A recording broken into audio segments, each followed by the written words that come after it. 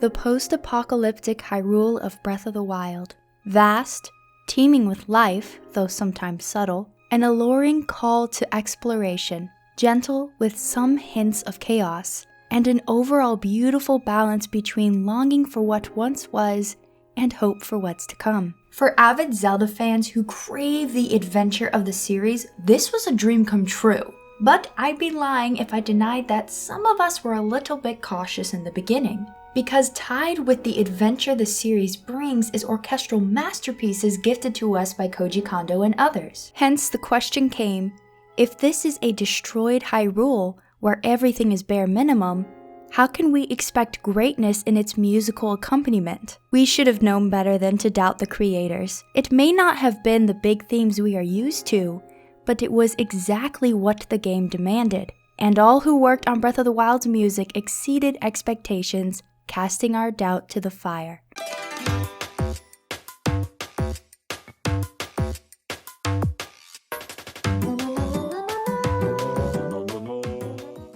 Hey y'all, I'm the Geek Apprentice and welcome to another music ranking video. I already have a video that I did with Capt Bergerson about the most underrated themes of Breath of the Wild, which you can click here to see after you watch this video, but today I just want to gush about my favorites.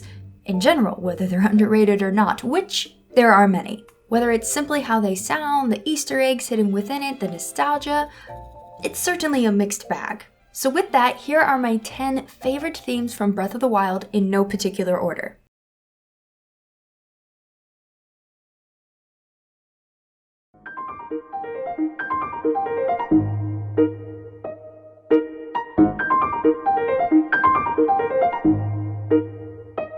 A set of themes often overlooked due to the nature of the situation in which it's played, but also because eventually it might rarely be heard.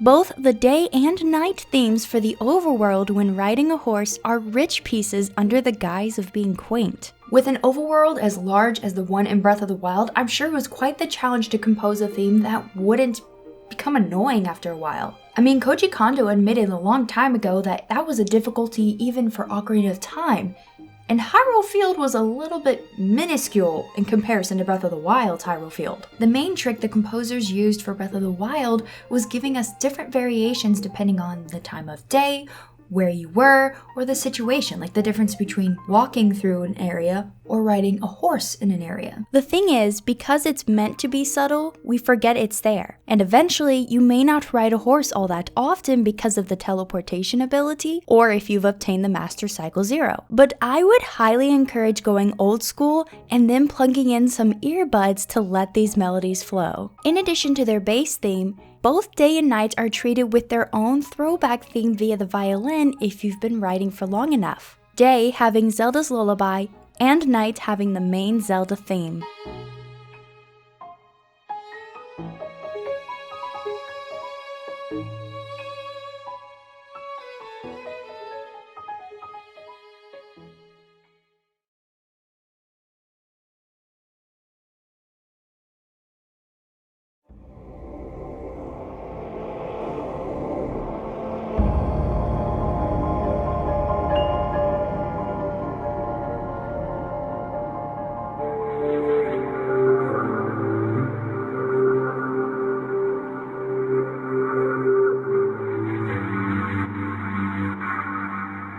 While this piece stands out on its own, it stands out all the more if you've already encountered one of the other dragons in your journey. The corrupted dragon theme is disturbing. It sounds wrong, it confuses your brain, it makes your heart pump just a little bit faster. I've mentioned this in other videos, but one of my favorite things about this piece is how the creators obviously kept the normal dragon theme in there, but didn't take it easy on the distortion. While it sounds like a simple change of key, and perhaps it really was that simple, it doesn't come across as haphazard or lazily done. Sometimes the simple effects can make the strongest difference.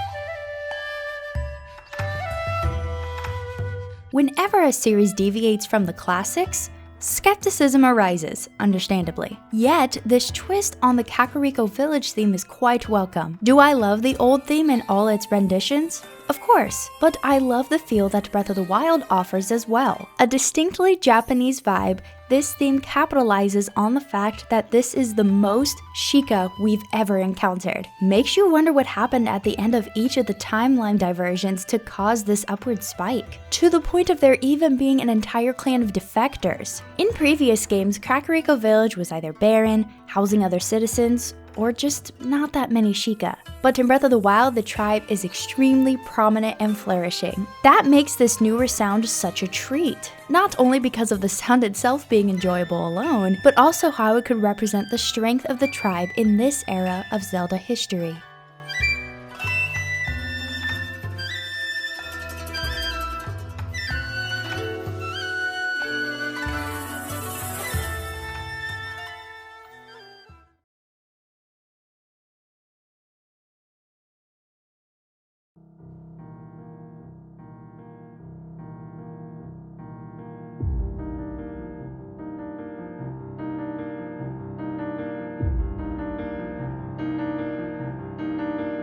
One of my favorite memories and one of my favorite pieces of music in the game, Zelda's Awakening. It astounds me how you can be thrown into the climax of a scene with only a piano and it more than suffice. I'm telling you, these composers were on point with this one. A piano for the feeling of being alone, just the two of them against everyone, but an intense build-up for the peak moment of Zelda's powers awakening within her with a bang.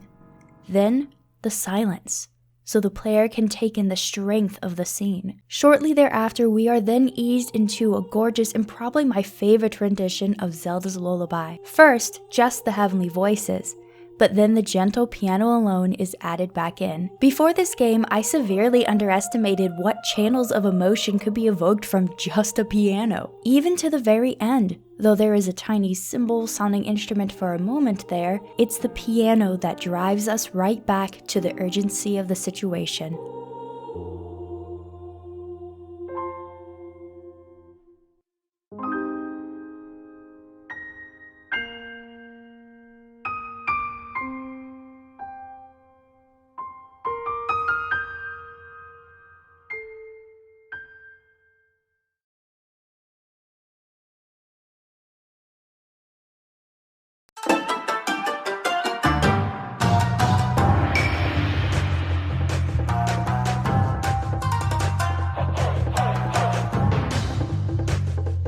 Love it or hate it, the battle we got with Master Kohga definitely was not what the vast majority of us were expecting. But man, did the battle's theme match this entire scenario perfectly. Of course, it has its distinctly Japanese instrumentation, but certainly not in the calm sense of Kakariko Village. Here, it's more upbeat for battle, but also almost silly sounding? I mean, what else should I label it as? Look at Master Kohga and all his... Yeah, that. It's a fun theme, y'all.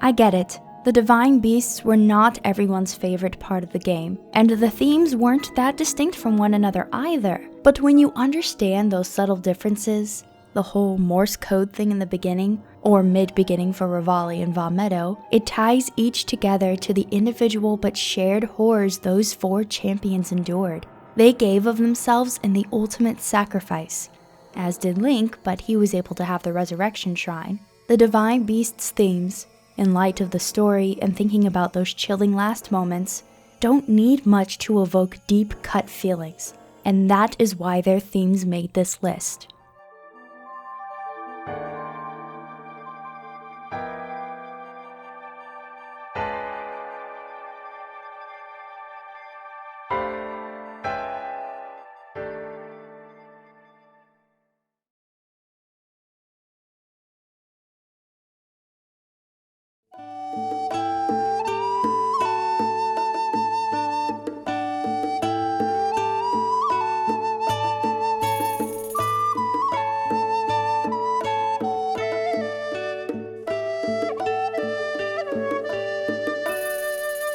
Even though this is a newer theme with an old one built in, there is a distinct nostalgic vibe to the stable theme that makes you feel so safe.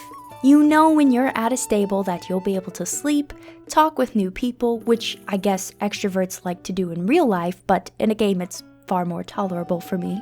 Enjoy a nice fire to make food, or stay inside to listen to the drumming of rain, make friends with a dog that you can't pet, or just ride around on a horse. And all of this is somehow conveyed in the stable theme, which, of course, utilizes the titular Epona's theme. What adds an extra layer to this whole melody is knowing that you are not in the safety of a village.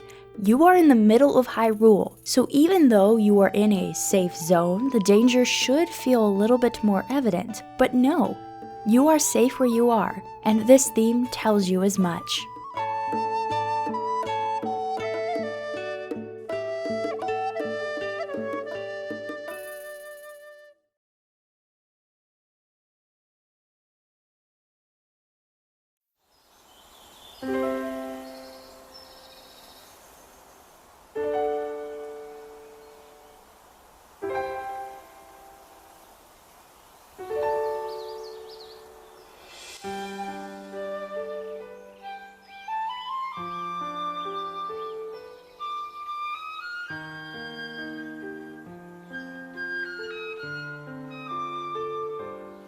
This one gives me serious chills.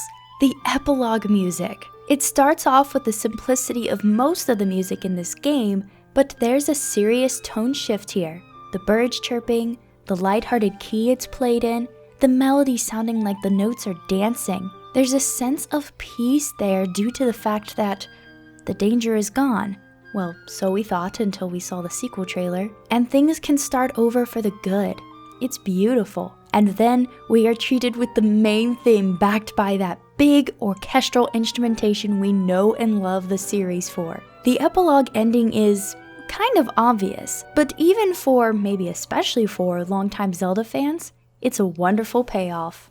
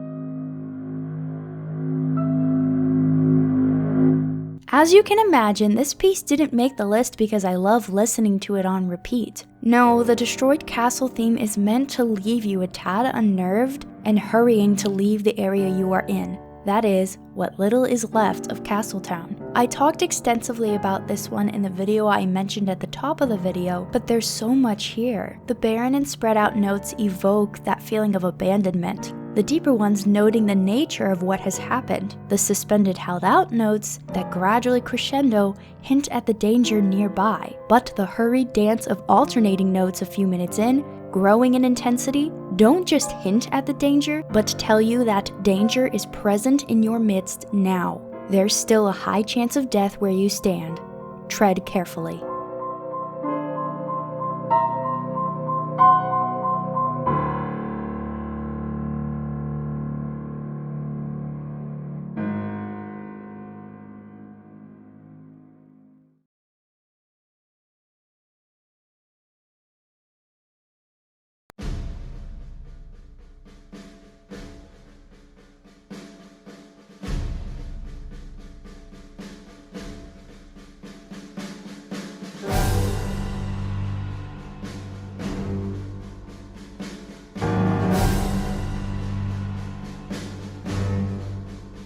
I believe it could have been considered blasphemous if I made a list about my favorite music from Breath of the Wild and did not include the inside and outside themes of Hyrule Castle. Beginning with the outside theme, what a perfect battle theme for marching through enemies up to the top of Hyrule Castle, where your final and main mission awaits: destroy Ganon.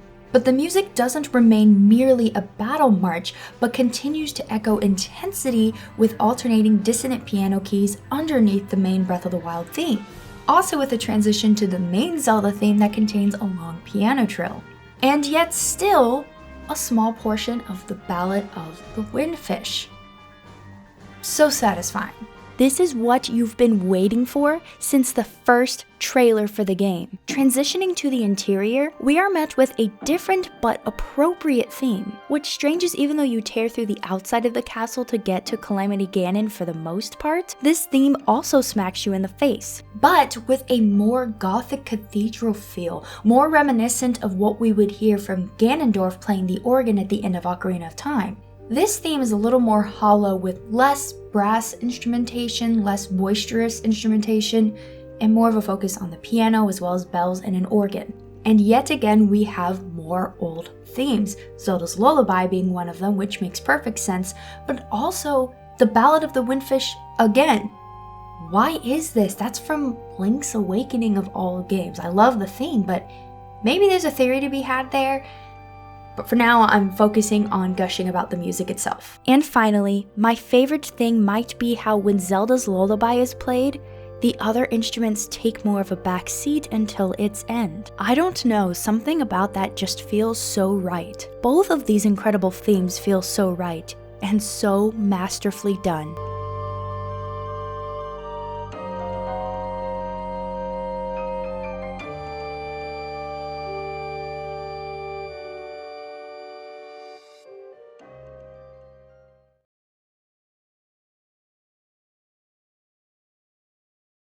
So that was my long list of favorite music themes from Breath of the Wild, but now I must ask, what are your favorites? Whether they hit you in the feels, are easy listening, whatever the reason, comment below as there's no shortage of options. And of course, thank you to all who support me, whether by being a channel member or over on Patreon, especially those in the highly end tier on Patreon like Joking Batman, Code and Data, Trevor, and McToppler. Y'all are amazing. But anyway, that is all for today. Thank you for watching.